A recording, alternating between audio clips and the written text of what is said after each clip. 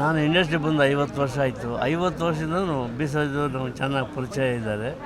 ಯಾಕಂದರೆ ಅವ್ರದ್ದು ಒಂದು ಭಾರತೀಯ ಹೋಟ್ಲು ಅಂತ DVG ರೋಡಲ್ಲಿ, ಆ ಹೋಟ್ಲ್ ನಾನು ಸುಮಾರು ಒಂದು 10 ವರ್ಷ ಹೋಟ್ಲಲ್ಲೇ ಇದ್ದೆ ನಾನು. ಆವಾಗಿಂದ ಪರಿಚಯ. ಹಾಗಾಗಿ ಆವಾಗ ನಮ್ಮ ಸಂಘದ ವೈಸ್ ಪ್ರೆಸಿಡೆಂಟ್ ಬೇರೆ ಆಗಿದ್ದರು. ಅವರನ್ನು ಭೇಟಿ ಮಾಡೋಕ್ಕೆ ಬರ್ತಾಯಿದ್ದು ಹೋಗ್ತಾಯಿದ್ದು. ಇವತ್ತು ದಿವಸ ನಾವು ಹಿರಿಯ ಜೀವನ ಕಳ್ಕೊಂಡಿದ್ದೀವಿ. ಅವ್ರ ಆತ್ಮಕ್ಕೆ ದೇವರು ಶಾಂತಿ ಕೊಡಲಿ, ಅವ್ರ ಕುಟುಂಬದವ್ರಿಗೆ ಅವ್ರನ್ನ ಕಳ್ಕೊಂಡಿರೋ ಶಕ್ತಿ ಕೊಡಲಿ ಅಂತ ದೇವರಲ್ಲಿ ಬೇಡ್ಕೊತೀವಿ. ನಮಸ್ಕಾರ.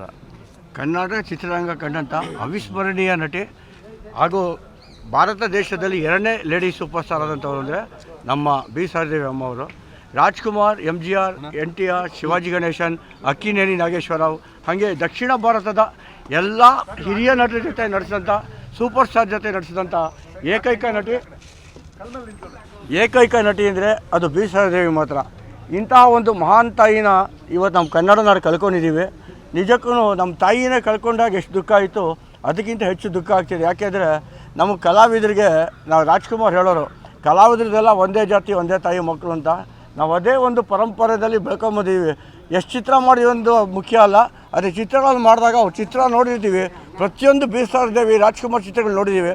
ನಮ್ಮ ಜೀವನ ನಾವು ಚಿತ್ರ ನೋಡಿಕೊಂಡೇ ಜೀವನ ನಿರೂಪಿಸ್ಕೊಂಬಂದಿದ್ದೀವಿ. ಇವತ್ತು ನಿಜಕ್ಕೂ ನಮ್ಮ ತಾಯಿ ಸತ್ತರೆ ಎಷ್ಟು ದುಃಖ ಆಗುತ್ತೆ, ಅದಕ್ಕಿಂತ ಹೆಚ್ಚು ದುಃಖ ಆಗ್ತಿದೆ. ಇದ್ರ ಮೇಲೆ ಹೆಚ್ಚು ಜಾಸ್ತಿ ಮಾತಾಡೋಕ್ಕಾಗಲ್ಲ.